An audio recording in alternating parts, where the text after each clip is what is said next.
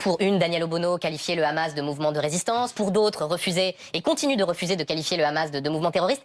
Je pense que le danger, à mon avis, vient davantage du Rassemblement national parce que... Oui, mais attendez, Lionel Jospin, pardon, mais... Ceux qui ont défrayé la chronique en qualifiant, comme Jean-Luc Mélenchon le faisait, d'antisémitisme résiduel, c'était à l'extrême gauche, ce n'était pas au Rassemblement national. Est-ce que vraiment... Aujourd'hui, on peut dire que le problème d'antisémitisme vient principalement du Rassemblement national. Plutôt Hitler que le Front populaire.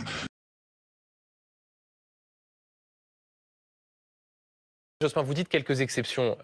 Ceux qui sont opposés à cette alliance du nouveau Front populaire voient qu'un candidat en Seine-Saint-Denis traite Raphaël Glucksmann de candidat sioniste, se souviennent d'un certain nombre de propos de députés sortants qui, pour une, Daniel Obono qualifiait le Hamas de mouvement de résistance, pour d'autres refusaient et continuent de refuser de qualifier le Hamas de mouvement terroriste.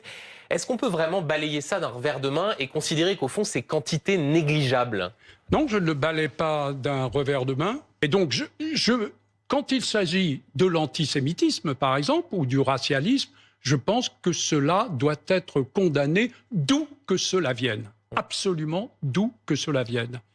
Mais si vous avez lu un article très fouillé du Monde récent qui commence à nous montrer quels sont les pédigrés, non pas de 3 ou 4 ou 5, mais de dizaines de candidats du Rassemblement national sur la question parfois de l'antisémitisme, de l'autoritarisme, des liens avec la Russie, je pense que le danger, à mon avis, vient davantage du Rassemblement national parce que... Oui, mais attendez, Lionel Jospin, pardon, mais vous avez raison sur les profils plus que sulfureux d'un certain nombre de candidats et de candidates. Mais ces derniers temps, ceux qui ont défrayé la chronique en qualifiant, comme Jean-Luc Mélenchon le faisait, d'antisémitisme résiduel, c'était à l'extrême gauche, ce n'était pas au Rassemblement national. Est-ce que vraiment, aujourd'hui, on peut dire que le problème d'antisémitisme vient principalement du Rassemblement national? On pourra parler peut-être plus tard, je ne sais, de la découverte d'un lien de sympathie avec nos concitoyens juifs de la part d'un parti héritier quand même du parti de Jean-Marie Le Pen, du Front National.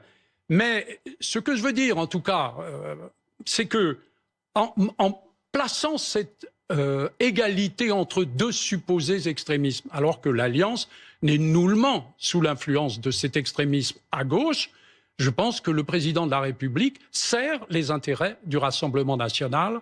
Or, fondamentalement, je pense que le danger est là. Et si vous le voulez, je m'offre d'en parler.